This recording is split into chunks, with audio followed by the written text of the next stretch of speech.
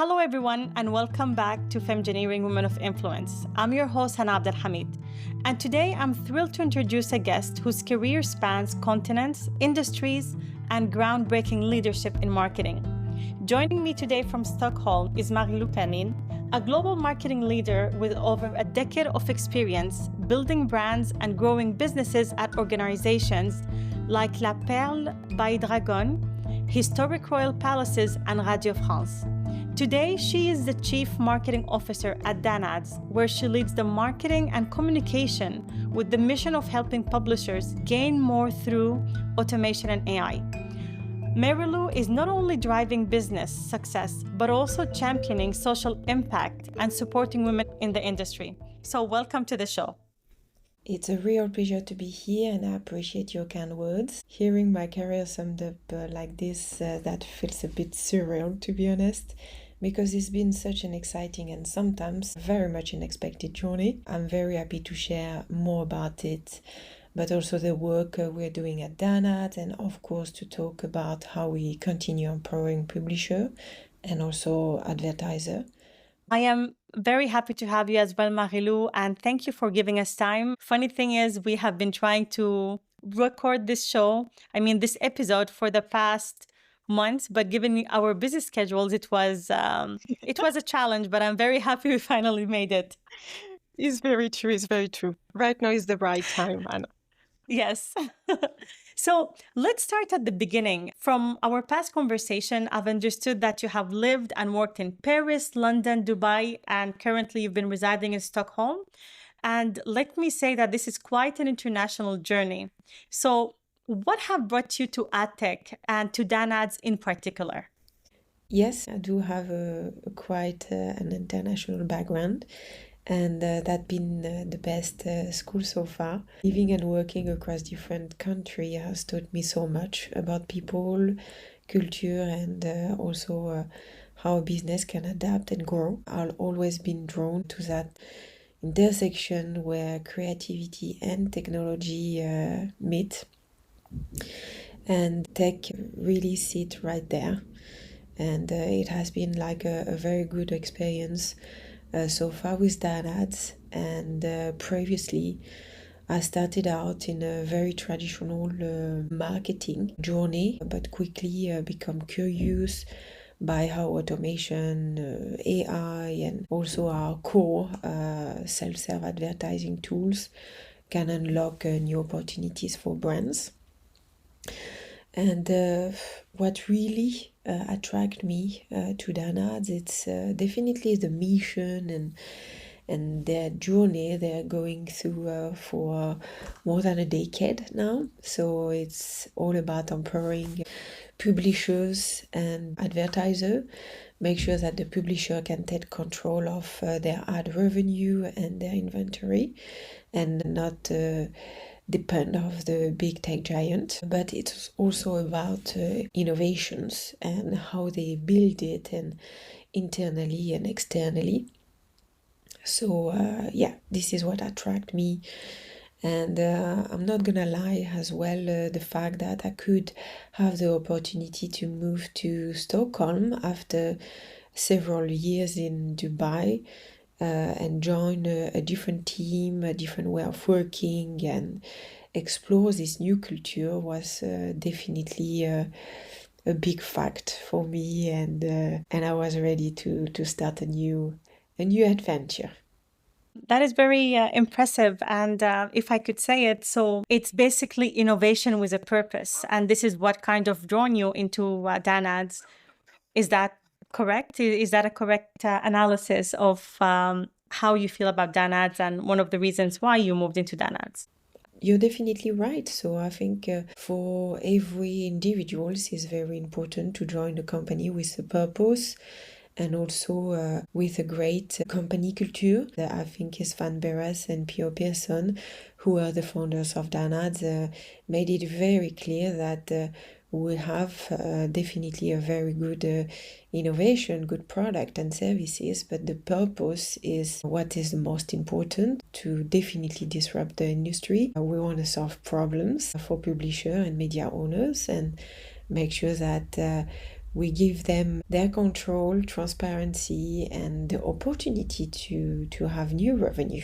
I started this journey 5 years ago, and it's been really great so far. Thank you so much, Marilou, for sharing how innovation is seen through DanAds and how your work is actually helping publishers across the globe.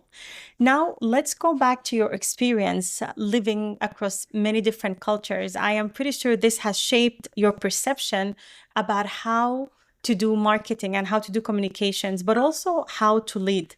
So, if I can ask you, Marilou, how have these international experiences shaped your approach to communication and also to leadership? It's a really good question. I said it before, for me, living and working across different culture has been the best school so far. And it showed me that it's never just one way to communicate, lead, or even solve problems. So context mattered a lot. And I think in marketing and communication, it made me more empathic and adaptable. I've learned to listen first, understand cultural nuances, and then shape messages so they can resonate with different audiences. And when it comes to leadership, I see it in a very simple way. It's just about collaboration, and I love that.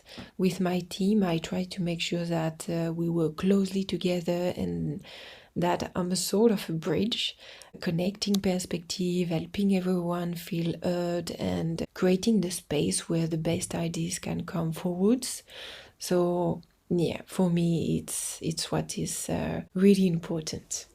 That is actually very interesting. And I want to go back to something that you said, that you approach leadership with a listening approach. And I know that this could be a challenge. Most people tend to listen, but they listen and already in their mind, they're preparing kind of an answer. So they don't have active listening. If I can just ask you, how do you practice active listening, or how could you improve active listening to improve yourself as a leader and also to offer better service to your clients? This question makes me smile because I'm guilty of that too sometimes. We all want to jump in with an answer and the perfect answer. But for me, active listening is a bit like a workout. So you have to practice again and again, and the more you will be regular and consistent, the better you will be at it. And also you have to be fine with it that sometimes you're better at it than others, and you need to accept it, and it's a work in progress. One trick I used to have at the very beginning is to slow myself down. I will get busy with taking notes and also repeating back if I understood correctly. And it helped me stay present instead of racing in my head and making sure that I just got the right answer. And with my team and clients, it's also about creating space, asking for follow-up questions, encouraging them to share more. Also, we all have that to resist the urge of filling every silence, especially in the Nordic countries, because they are very comfortable with silence and avoiding the small talk. So it could disturb you for foreigners just starting to work in this country, simply because in different countries it's completely normal to have a small talk and to talk about something else than work. So I feel like you need to adapt as well, and you need to understand the social codes that everyone has. And sometimes the best insight come when you just pause and take a break and let people talk. Don't expect that you need to fill in, and every silence is not bad. It's potentially an opportunity to make someone else to be heard and learn from. Thank you so much for sharing your tips. I am certain a lot of people can benefit from it. Now, let's go back to your new role as a Chief Marketing Officer. First of all, congratulations. Once again, this is a tremendous achievement. And I wanted to know, what does stepping into the new CMO role mean to you, both personally but also professionally? Thank you so much. It means a lot. Yes, a lot of different feelings about being a CMO. It's both exciting and humbling at the same time. Personally, it feels like a milestone, and I had a chance to bring together everything I've learned from working across different industry and cultures. So it's nice to share that with a team and a company I like in many ways. So it also feels like it's a continuation of what I've been already doing at DanAds, working with passion, working with earth, and keeping both our team and our client best interests at the center. And professionally, it also means a big responsibility, but we can definitely see it as an opportunity. I quite like to see new challenges as opportunities. So it gives you the chance to shape the brand, connect with publisher and partners, and really make an impact. And this is really exciting. And I'm really looking forward to continue to drive growth and using this new role to support diversity and make sure that everyone is heard and found their career path as well through the DanAds journey. Thank you so much, Marilou, for sharing how this new role has been a continuation of what you have already been doing at DanAds, which is working with heart and having the best interests of both your team and of your client as heart. And I think this is actually one of the secret sauces for being a good leader to both your team, but to also continuing providing a good service to the clients you have. Now, I know that we have already touched a bit about DanAds since the beginning of the conversation. So what makes leading marketing in a product company like DanAds is different from your previous roles? And also, what excites you most about the work you're currently doing?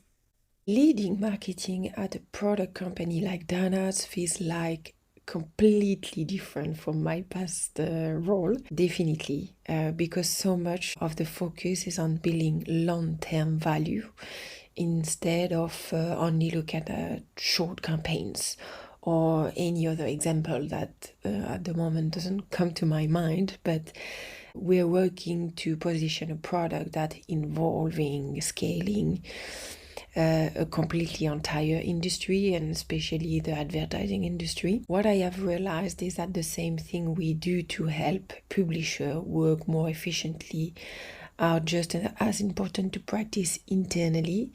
It's not only about giving the best service or tool to client, but also about making sure our own ways of working support that. So we can keep innovating and sharing our story in the best way possible. It's something that often gets overlooked, but it makes such a difference. And it's also something that we learn from our product team, that they are continuously working on this and make sure that both sides are growing and progressing together.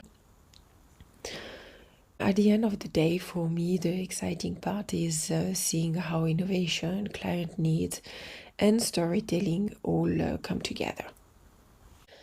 I like how you make this connection between what you do for publisher to improve their work also needs to be done internally to make your own work more efficient. I think it's very important, and I think this is something most companies perhaps don't take into consideration, because they're just focused at giving the service to their clients, but they don't think about making things more efficient inside. So I really appreciate that you have shared that this is one actually of your goals as a company. But I wanted to go back also to something else. You mentioned about how your team is helping build bridges between the sales team to market your products more clearly. And in tech companies, I often see that the sales team is working on one side and then the marketing is working on one side, and it feels like they're working in silos rather than hand in hand. So how can sales and marketing work more in harmony? I think almost every company has faced that challenge at some point.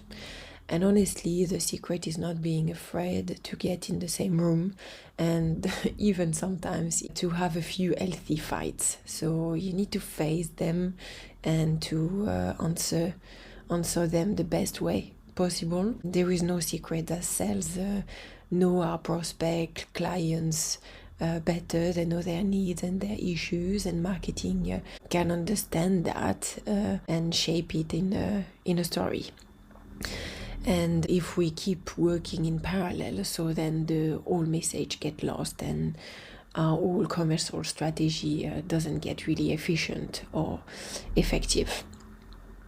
So I will say that at DanAds, we bring sales and marketing as one team, and we do our best, even if not always smooth, but we push each other, and we're not scared to meet and tell the truth. And we try to bring everyone into our own processes quite early to make sure that everyone is aligned and on board. And for example, for marketing, it will be the storytelling process, and sales will be dragged and make sure that everything makes sense. And when you get that right, I will say, not only it does help sales and marketing, it also help our client experience, and everything is smooth.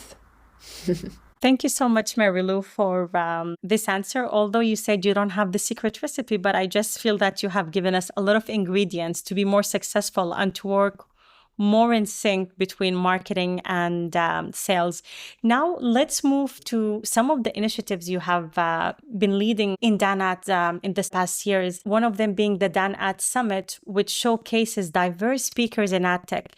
Can you share with us what is the story behind that, and why is that so important to you? Of course, it was just to create a space for conversation in ad tech, but with different voices, and make sure that we bring different thematic, and that everyone gets also their visibility. So too often we see the same perspective on stage, and we wanted to change that. Diversity has been the heart of the summit from the start, not as a checkbox, but as a way to spark better conversation and bring new ideas forward. We're definitely very happy to have the Women in Programmatic Network that help us to get inclusion right and bring the right speakers. And also very happy to have Sigma Software as a sponsor this year again. It's true that your continuous support means a lot to us, and we're very happy to have you on board this year again. So this year the summit will be on October 15th, and we're expecting more than 150 people to join us. We saw an incredible growth and a real sign that the industry really like our event. It's a privilege for us, Marilu, to take part of this summit. And yes, I've heard amazing feedback from people who have attended last year, and I'm pretty sure this year will also be an amazing and very enriching experience for everyone attending. Definitely working on it as we Yes. speak. Well, Marilu, I would like to move to another question. As you know, the podcast is about women in leadership and women of influence, which I believe you are among these women. And I wanted to ask you a question about being a woman in a technical and often male dominated space. What has helped you grow into your leadership voice? And were there any specific challenges that you have been through in the past that actually helped shape you to be the leader you are today? Working in a technical and often male-dominated space hasn't always been easy, but I think man and woman are built in very different ways, and we need to understand each other to be able to work efficiently together. But it's also the same with any other genders, and we all get into each other's nerves at some point. But it's definitely shaped the leader I am today. Early on, one of the biggest challenges was simply finding my voice in the room, where I might have been the only woman. At first, that felt quite intimidating, but over time I learned that preparation, but also curiosity and empathy were powerful tools. They gave me confidence to speak up and the ability to connect with people on a deeper level. But what also helped me is having mentors and peers, both women and men, who believe in me and encourage me to grow, give me a chance. And this is what DanAds give it to me. And this is definitely encouraging, and I feel supported. And now I try to pay that forward by creating space for others, also taking care of my team, and making sure that everyone understands each other, to feel heard and supported. So in a way, those challenges taught me resilience, but also remind me that leadership is not about being the loudest voice. It's about using your voice to lift others up. And I think what is also very important is while you're doing all of this, it's very important that you stay true to yourself and you stay authentic and you keep doing what you love. This resonates a lot with me, especially the mentorship part, because I have had mentors. I mentor people, and there's a lot of power in being mentored, but also in mentoring. So I'm very happy you brought this up.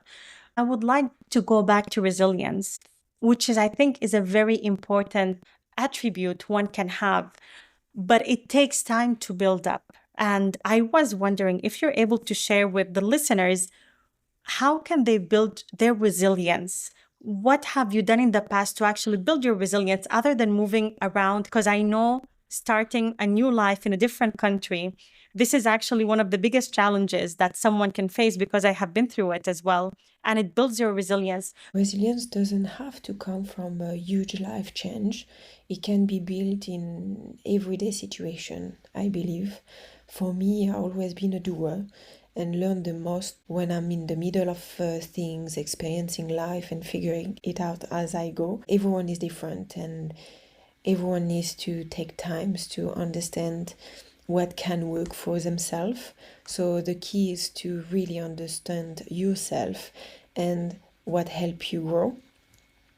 And you're right, even after moving countries multiple times, it never gets easier. Every new challenge feels different. That's why I try to keep perspective, stay positive where I can, but also be kind to myself. Resilience isn't about being strong all the time. Sometimes it means taking a break, often doing something else and come back at it. It's refreshing and you see it from a different angle and perspective. I also think it helps to surround yourself with a supportive community. So be with people you love and appreciate, people who are knowledgeable and support what you do. Talking openly about challenges reminds you that we're not alone, and you can learn a lot from the experience of others. And at the end of the day, resilience is all about finding your own path and your own way at your own pace. And whatever happens, whatever challenge this is, you can turn it into an opportunity. You can learn a lot. So I will just say, embrace it as much as you can, even if you don't always understand the moment why you have that in your life. It will be rewarding and it will be fine. Thank you for sharing this, Marilou. It is important for us to have a kind self-dialect with ourselves, because I always find that we are the toughest on ourselves. Yes. So yeah, I'm very happy you brought this up. Now, Marilou, if we can move to the question of diversity. I recall that we have discussed it briefly in the past, and you mentioned something, that diversity is often discussed, but it's not always implemented meaningfully. And this resonated with me a lot. So from your perspective, what do you think actually moves the needle inside the company when we're talking about diversity? This is such an important question, and honestly, there is no quick fix. What really moves the needle here is commitment and that has to start from the top, the management and the leaders. It's not enough to have a diversity statement on the website. It has to be lived by the team and the top.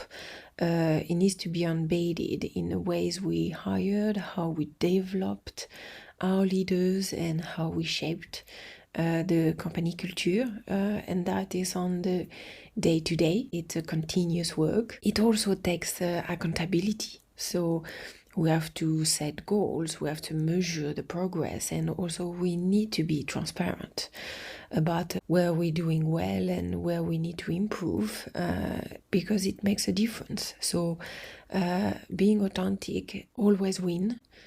It takes time and consistent effort, but the payoff is so worth it. Because when diversity is truly part of a culture, a company culture, the result is so much better, and not just on the company, but also on the people. So we have to work for it. That is actually a very good point, how to track success and how this could reflect actually in the company's action of being more diverse and being more encouraging to that. I hope that many companies will actually have clear KPIs when it comes to diversity and women within their company.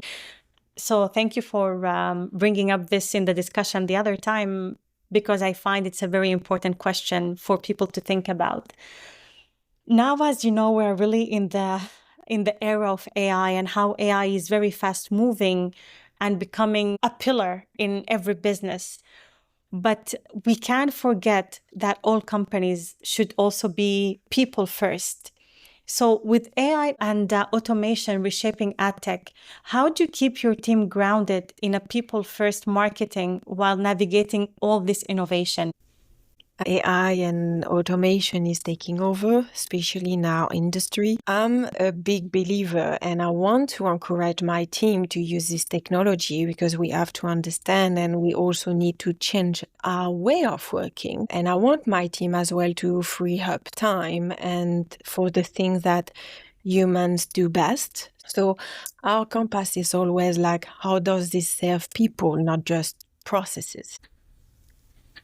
It's a very good way of putting this up and viewing how AI can still be efficient and how a company could still put people first. So thank you for sharing this. Now, I would like us to go back to something that you actually mentioned very early on the discussion about leadership. You mentioned that for you, leadership is both a privilege and a responsibility. Can you unpack for me, what did you mean by leadership is both a privilege and a responsibility, and how it influences you on how you show up for your team and your community? Anna, there is a lot to unpack here, but I will try to be clear. I'm giving you all the hard questions, Marilou. This is because I really like all the points we have discussed, and you brought light to a lot of questions that I had for you. So I apologize if I'm giving a lot of hard questions, but it's coming from a good place. It's a great conversation. I love it. And leadership is not just about having a title. I think Sweden is very good at it, because there is no hierarchy and there is no title. It doesn't mean anything. Everyone should be accessible to talk to each other, and make sure that we can all share ideas, and make sure that we're going towards the same direction together. But since leadership is not about title, it's still about having an influence, and it's all about how you want to choose to use it.